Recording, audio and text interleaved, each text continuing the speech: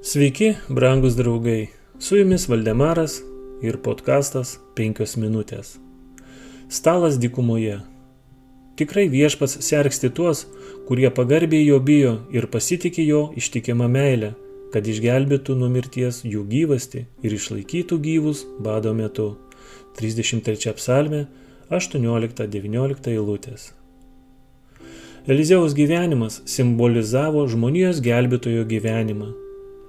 Jo tarnavimas žmonėse buvo sujungtas su mokymu ir pagalba jiems.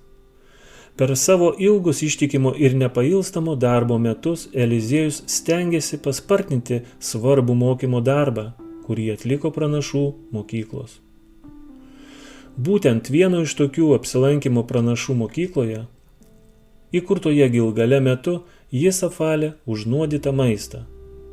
Badui alinant šalį, taip pat Gilgale Eliziejus pamaitino 100 žmonių su vieno žmogaus iš Balšališos atvežta dovana, 20 miežinės duonos kepalų ir šviežių javų varpų maiše. Koks tai buvo Kristaus maloningumas per savo tarną padaryti stebuklą, numalšinant žmonių alkį.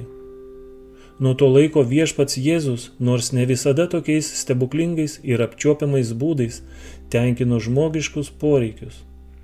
Tik Dievo malonė sugeba mažą menkniekį paversti gausiu pertekliumi. Dievo ranka gali tai 100-eriopai padauginti. Iš savo išteklių jis gali dykumoje paruošti stalą. Savo rankos prisilietimu jis gali padauginti menkas atsargas, kad jos aprūpintų visus. Štai tokia jėga padaugino duoną ir javus pranašų sūnų rankose. Kada Viešpats nurodo atlikti darbą, tegul joks žmogus nepradeda abejoti tokio pašventimo išmintingumu ar galimais savo pastangų paklusti rezultatais. Ištekliai, esantis jų rankose, gali atrodyti nepakankami, kad patenkintų poreikį, tačiau Viešpaties rankose jų yra daugiau nei reikia.